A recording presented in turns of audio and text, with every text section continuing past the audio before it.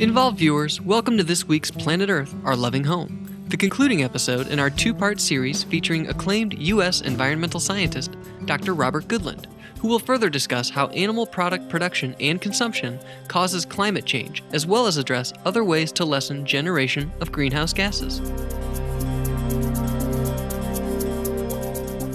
Let's start with Lester Brown's conclusion. He said, worldwide anthropogenic greenhouse gas must be cut 80% by 2020. That is going to be a wrenching change, but that is necessary. I fully agree that that should be the goal. We're going to have to do simultaneously all possible means to prevent climate catastrophe. Regarded as the conscience of the World Bank, Dr. Goodland served the bank as a senior environmental advisor for 23 years. Currently, he is a senior fellow at the World Resources Institute, a nonprofit global think tank that conducts environmental research and provides solutions to governments, companies, and communities regarding ecology-related issues. He has authored or co-authored numerous books on sustainable economic development and the environment, serves as Metropolitan Chair of the Ecological Society of America, and is the past president of the International Association for Impact Assessment. In 2008, he received the first International Union for Conservation of Nature's Coolidge Medal for his outstanding contributions to environmental conservation. In October 2011, the Gwangju NGO Global Forum was held at South Korea's Junnam National University and featured a talk by Dr. Goodland entitled Food and Climate Change, Risk and Opportunity for Korea and the World. The event was part of the 2011 Gwangju Summit of the Urban Environment Accords, where mayors and professionals from more than 100 cities around the world gathered in Gwangju City to discuss pressing environmental issues facing urban areas. Some of the distinguished attendees included Lester Brown, founder and president of the U.S.-based Earth Policy Institute, Amina Mohammed, Deputy Executive Director of the United Nations Environment Program, and Dr. Juan Close, Executive Director of the United Nations Human Settlements Program, UN Habitat. Dr. Goodland believes that implementing a carbon tax is a step all governments should take as part of a program to address climate change. In November 2011, the Australian government enacted a carbon tax to lessen carbon emissions. Starting July 2012, the 500 highest polluting corporations in Australia are subject to the tax. We have to get a tax on greenhouse gas emissions. Some people call it a carbon tax. The moment you get the market to speak the truth, then a lot of these problems will be solved. This tax must be applied domestically, but also to imports. If a country like China imports a lot of beef and livestock feed, chicken feed, pig feed from the Amazon, then the carbon embodied in that trade has to be taxed. Like other experts, Dr. Goodland believes all nations should turn away from coal and other fossil fuels as energy sources as fast as possible, but also feels there is a misperception that this is the most cost-effective solution to global warming, and that by simply taking this action, we will be able to rapidly reverse the current situation of accelerating climate change. Chris Menzel, the Chief Executive Officer of a US-based clean energy consulting firm, notes that a 1% reduction in worldwide meat consumption would produce the same benefit as a $3 trillion solar energy investment. The biggest answer that most people think will help prevent climate catastrophe is a massive switch from fossil fuel, that's coal, gas, oil, from fossil fuel over to renewable energy, wind, solar, tidal, geothermal, some small hydro maybe. But that's transition from fossil fuel to renewables. It's essential, but it's too slow. Whatever you do, it's going to take at least 20 years from 2010 to 2030. And most scientists say you cannot wait until 2030. The other thing about the transition from fossil fuel to renewables, it's immensely expensive. Just think of Joy Yule's talk this morning that you had nuclear reactors. in Korea and you import $2 billion worth of coal every year, just imagine how expensive it's going to be to change those figures. So it's essential, but only for the long term. It cannot prevent climate catastrophe in time. The transport sector, all of the cars on the road only emit 6 billion tons. So I know there's a lot of attention devoted to more fuel-efficient cars or getting plug-in hybrid cars, and that's good and it should be accelerated, but frankly it doesn't help much as reducing your own intake of livestock products.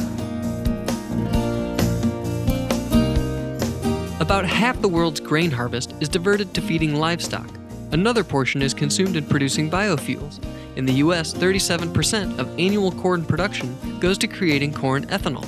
With 1 billion people starving or malnourished in our world, food crops should be reserved for human consumption rather than livestock or energy production. A prompt repeal of all subsidies for agrofuels from oilseeds and grain. Human food cannot be allowed to compete with vehicle fuels. There just isn't enough food to go around to permit that. We have to halt deforestation and forest fires. Those have to be reversed on a very large scale, particularly tropical forests, particularly the Amazon forest, and switch deforestation over to regeneration, expand the capacity of forest to sequester greenhouse gases.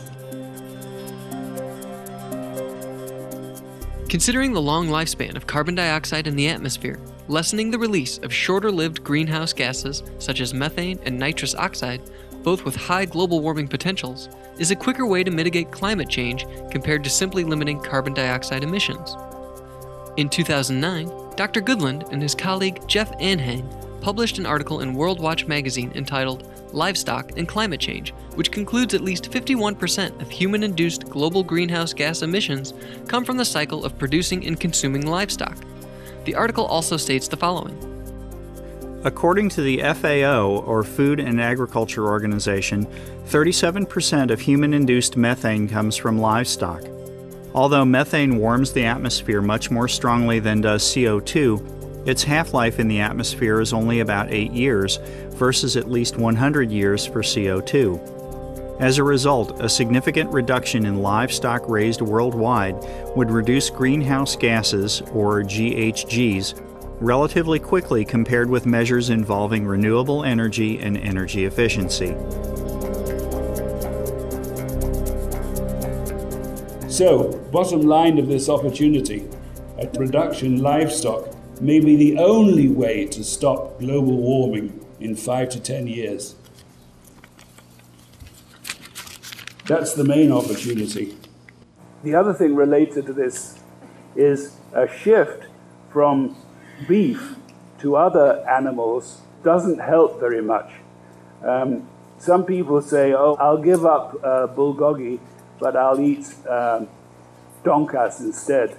It doesn't help much, nor does eating chicken. And the reason for that is that the respiration, the carbon dioxide emitted by pigs, cows, chickens, is roughly the same per kilogram of body weight.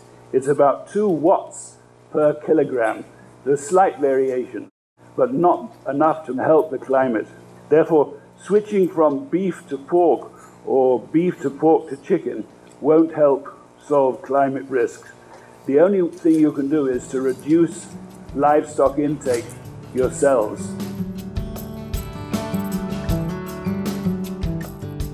Upon reviewing Dr. Goodland's article, in December 2009, the Food and Agriculture Organization of the United Nations, FAO, invited him for an expert consultation on greenhouse gas emissions and mitigation potentials in animal agriculture. In his recommendations, he called for the FAO to work with governments so that they can provide livestock producers with adequate support in obtaining alternative livelihoods. If everyone in the world would adopt the simple but most powerful practice of following an animal-free diet, we could halt the detrimental effects of global warming in a short period. Joy this morning mentioned and some people go vegetarian. That's even better. That would be absolutely brilliant. Climatically effective alternatives to eating livestock include any plant-based foods. If you find it difficult to make a transition from meat, then you can eat meat analogues. Do you all know donkas, pork chops? Well, there's a new one in Korea, kongas. So the switch to kongas would make a huge difference. By the way, it would also make us all a lot healthier and less obese. The change of diet would reduce deforestation and forest burning for cattle ranches, particularly in the Amazon basin, where a lot of Chinese pig food and chicken food comes from. And allowing regeneration of the forest would absorb much more greenhouse gas very fast. I think that regeneration of forests is the only way to create large-scale capacity to sequester today's atmospheric carbon. If you replace animal products with alternatives, the world will more easily feed the 9 to 10 billion people expected by 2050.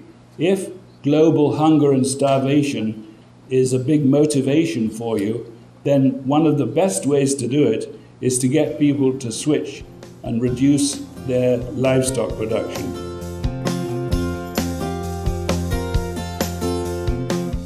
Supreme Master Ching Hai strongly advocates the global adoption of the organic plant-based diet as the best and fastest way to end our climate crisis. Speaking in a video message presented during a November 2010 climate change conference in the UK, Supreme Master Ching Hai addressed why this diet is so powerful and the greatest tool we have at our disposal. We can prevent more than 20 million meat-related deaths worldwide per year if we turn to the vegan diet. No more suffering for loved ones, no more early separation, no more anguish for ourselves and others. And we will enjoy naturally longer, healthier, lovelier, happier lives. Even without the civilization busters threatening our planet's survival, an organic vegan diet would immensely improve the quality of our lives, spiritually also. It can curb the water and food crisis and restore nature's life support systems. It also happens to be the most rapid, cost-effective, and the only feasible climate solution, one that every nation can easily implement.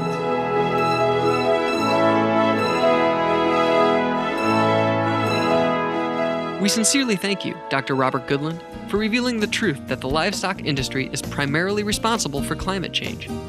May you have continued success in your invaluable research on preserving the environment and our precious planet. For more information on Dr. Robert Goodland, please visit www.goodlandrobert.com. Dr. Goodland's books are available at www.amazon.com. Download a free PDF of the article Livestock and Climate Change at www.worldwatch.org/node/6294. Thank you for watching this week's episode of Planet Earth, Our Loving Home. May all lives be filled with heavenly harmony and love. For more details, please visit www.suprememastertv.com/PE